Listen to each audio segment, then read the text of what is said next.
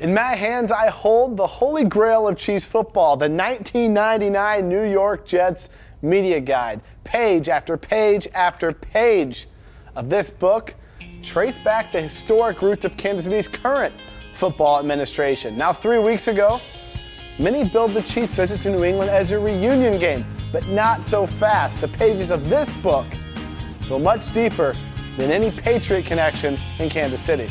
If Kansas City is tabbed as New England West, then New England might as well have been tabbed New York North throughout the early 2000s.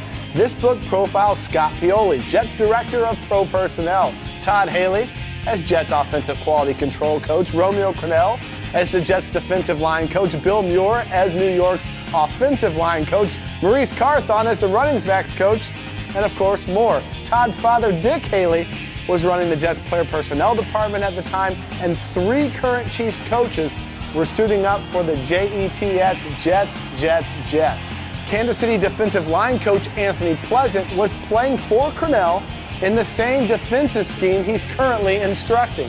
I just learned here on page 50 that then New York Jets fullback and current Chiefs wide receivers coach Richie Anderson is an avid drag racing fan.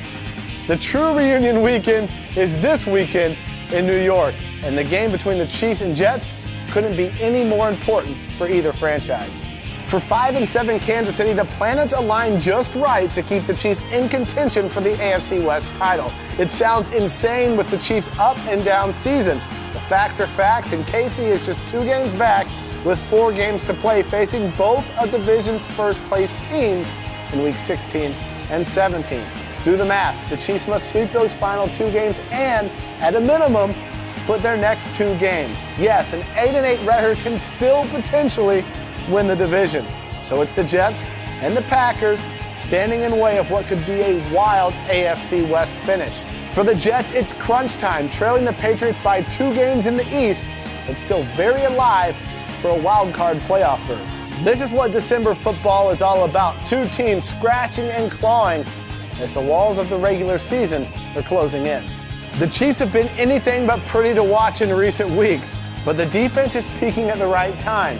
As evidenced last week in Chicago, dominant defensive performances still win football games in the National Football League. Style points are overrated. Just look at Tim Tebow's 6-1 record as a starter this season in Denver. The Broncos are in first place because stellar defensive play paired with positive turnover ratios is near impossible to defeat.